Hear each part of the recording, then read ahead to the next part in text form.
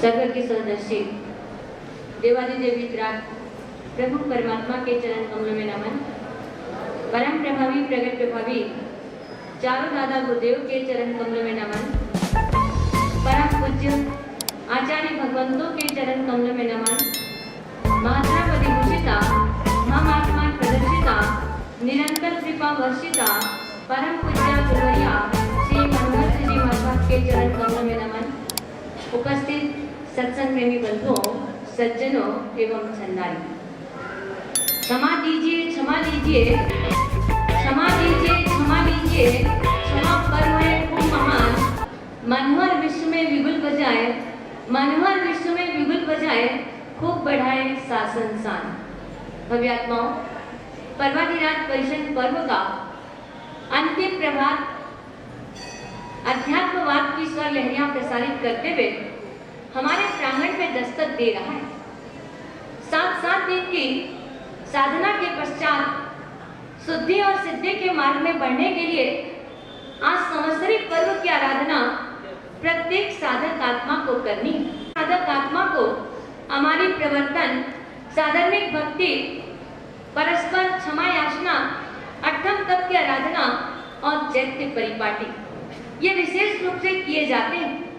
हम प्रतिदिन पाप कर्म से जुड़ते हैं। हिंसा कितनी होती है, छोटा सी भी कार्य करते हैं तो उसमें हिंसा होती है और इतने जीवों की किस प्रकार कैसे प्राण चले जाते हैं ये हमें समझ भी नहीं आता। ज्ञानी भगवंतों ने कर्म के माध्यम से जीव रक्षा और उन जीवों को अभय दान देने का भी कार्य होता है। आपने सुना था धर्म रुचि अनगार, जो कि कच्चा कड़वा तुम्बा का साग एक कण नीचे गिरा, असंख्य चींटियों को देखकर स्वयं अपने पेट में डालकर अपने प्राणों की चिंता न करते हुए उन जीवों की रक्षा की। मेघरथ राजा एक कबूतर की रक्षा के लिए अपने स्वयं का बलिदान देने को तत्पर बन गए। स्कंदक मुनि एक प्राणी की रक्षा के लिए अपना जीवन बलिदान कर दिया।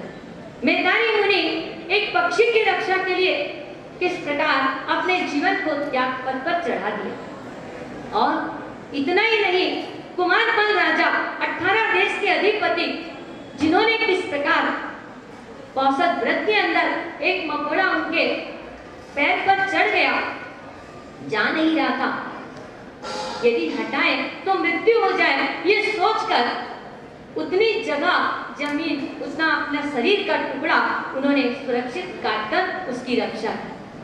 बंधुओं, ये जीव दया का कार्य प्रत्येक साधक आत्मा को करना चाहिए। और जीव दया को जो भी व्यक्ति साधना में लेता है, अपनी यथाशक्ति उसमें जुड़ता है। जहाँ जहाँ आज गौशाला चलती है, वहाँ सब जगह आप लोगों के सहयोग से ही वो कार्य होता है। और यहाँ हम एकमात्र चिंतन करें किस प्रकार जीव हिंसा, यदि गौशाला को आप पुष्टि करते हैं, पोषण करते हैं, तो कत्ल खाने में वो गाय, पशु, पक्षी नहीं जाएंगे तो उसका लाभ किसको प्राप्त होगा? इसलिए जीव दया के अंदर विशेष तौर से आपको अपने आप में जोड़ना चाहिए। मुझे ज्यादा बताने की आवश्यकता नहीं है। हमारे सोहन जी साथ साथ आप सब सुख के हैं, सब जानते हैं कि जीव दया का कार्य अवश्य करने जैसा। साथ ही साथ हमें पारस्परिक क्षमा याचना, सारे कार्य हम करते हैं, तन मन धन सब कुछ देते हैं, लेकिन एक दूसरे के साथ क्षमा याचना किससे करते हैं? जो हमारा मित्र है उससे, या जो हमारा शत्रु है उससे। इधर से आवाज आ रही, मित्र से, इधर से।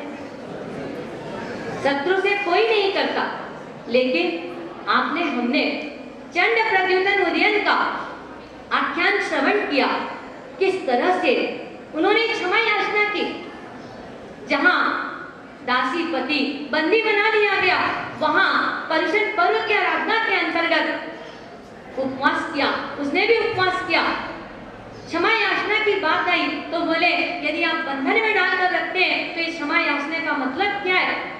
उन्होंने तुरंत दासी पति सब हटा दिया, मुकुट पहनाया ये सारा आख्यान आपको पता है, मुझे बताने की आवश्यकता नहीं है। इस प्रकार इस क्षमा याचना की आज हमारा होता ही क्या है, सब जानते हैं, जितने बर्तन उतनी आवाज होती। मन मुटाव नहीं करना चाहिए, मन भेद नहीं होना चाहिए।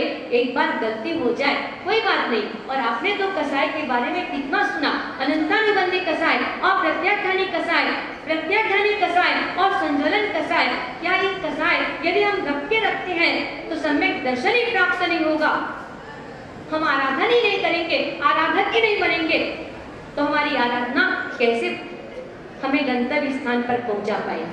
आज मेरा विशेष निवेदन है कि आप जिनके साथ आपका वैर विरोध है, चाहे वो कोई भी क्यों ना, आप स्वयं जाएं और जाकर उनसे मिच्छामि दुक्कडम करें। आपको स्वयं को अनुभव होगा कि मैं कितना हल्का हूं, और उसके बाद ही प्रतिक्रमण करें, क्योंकि प्रतिक्रमण का सार है ये हमारे परमाधिनायक परिषद का यदि प्राण है, हृदय है, तो क्षमा याचना है। और क्षमा याचना के साथ जो व्यक्ति जुड़ गया, निश्चित रूपे वो आराधक है और अपनी मंजिल को आराधना के माध्यम से प्राप्त करेगा, साथ साथ सम्यक दर्शन का बीजारोपण भी करेगा। शिक्षक विद्यार्थियों को पढ़ा रहे थे, उनके मन में एक विचार आया और उन्होंने उन विद्यार्थियों को एक धागा दिया और कहा कि जितनी गठाने आप लगा सकते हैं उतनी गठाने इस धागे में लगाएं। 15 मिनट का समय है और अधिक से अधिक सर्वाधिक गठान जो लगाएगा उसे 10,000 रुपए का इनाम दिया जाएगा। सभी बच्चे शिक्षक की बात को सुनकर फटाफट गठान लगा दिए। 15 मिनट के अंदर किसी ने 50, किसी ने 60, किसी ने 70, किसी ने 100 तक लगा दिया। इनाम तो प्राप्त हो गया। गुरुजी ने कहा 2 मिनट रुको, अपना अपना धागा अपने अपने पास रखो, ये इनाम तो तुम्हें मिलेगा, लेकिन जो आपने ये गांठें लगाई है, इन गांठों को 15 मिनट के अंदर आपको खोलना है।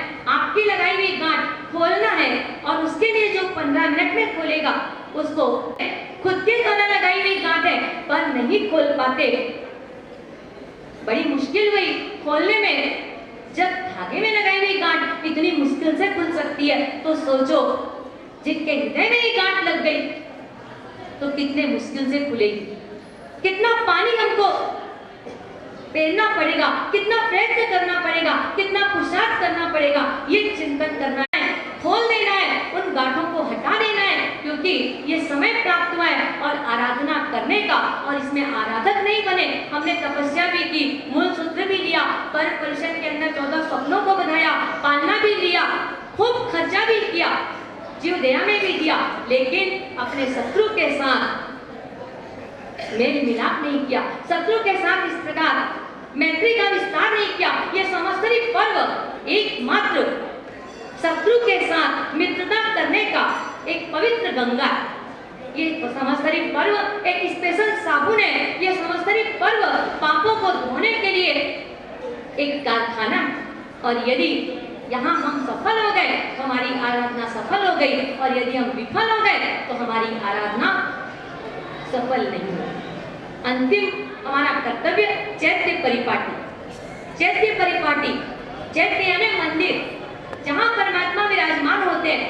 ऐसे परमात्मा जहाँ जिनकी भक्ति करते करते कितनी आत्माओं ने सम्यक का उपार्जन किया, कितनी आत्माओं ने केवल ज्ञान केवल दर्शन को प्राप्त किया, और कितनी आत्माओं ने मोक्ष को प्राप्त किया।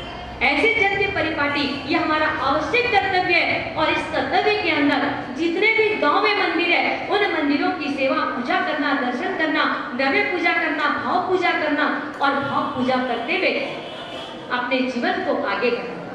यदि द्रव्य पूजा में व्यक्ति करता है अंग पूजा, अग्र पूजा, तो हमें क्या मिलता है? अंग पूजा से विघ्नों का उपशमन होता है, तो अग्र पूजा से सद्गुणों की प्राप्ति होती है, तो भाव पूजा से हमें मोक्ष की प्राप्ति होती है। यहाँ चैत्य परिपाटी हमारा कर्तव्य है। हमारे परमात्मा, अरिहंत परमात्मा हमारे केंद्र में है, वो सर्व गुणों के पोषक हैं, सर्व गुणों के आराधक हैं। लेकिन छद्मस्त अवस्था के अंदर रहते हुए हमारे द्वारा भी कुछ बोलने में, चालने में आया हो, तो हम भी त्रिविध मन वचन काया करके आप संग से इच्छामि दुक्कडम करते हैं। साथ ही साथ बोलने में, प्रवचन सुनने में सुनाने में आगे पीछे कुछ पन्ना पढ़ने में आए हो तो उसका भी हम त्रिविध रूप से मिच्छामि दुक्कडम करते हैं और सभी इस प्रकार चिंतन करें और आज के दिन को बनाएं। सब शांतिपूर्वक हमारी आराधना हुई, बहुत अच्छी आराधना हुई। मुझे बहुत आनंद आपको जिन्होंने ये सूत्र प्राकृत में से हिंदी में रचकर हमारे सामने रखा।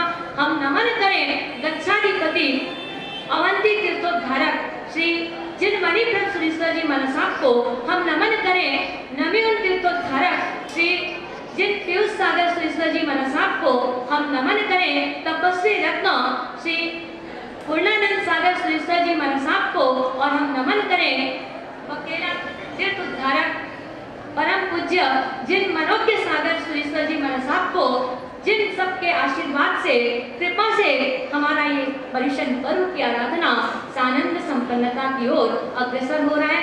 साथ साथ जिनकी कृपा दृष्टि, जिनकी निरंतर कृपा दृष्टि हम पर बरस रही है, ऐसे ही हमारी गुरुवर्या श्री मात्रा पदभूषिता मनोहर श्री जी मनसा, जिनकी कृपा दृष्टि से हम यहाँ पर आराधना साधना के अंदर अपने आप को जोड़ पाए। ये जो कुछ भी हो रहा है ये सब गुरुवर्या श्री की कृपा है, उन्हीं का आशीर्वाद है, उन्हीं का दिव्य आशीष है और उन्हीं के चरणों में हम अपने वंदन करते हुए आप सबसे मिच्छामि दुक्कडम करते हुए मैं अपने वक्तव्य को विराम देती हूँ। ओम शांति। बोले आदिनाथ भगवान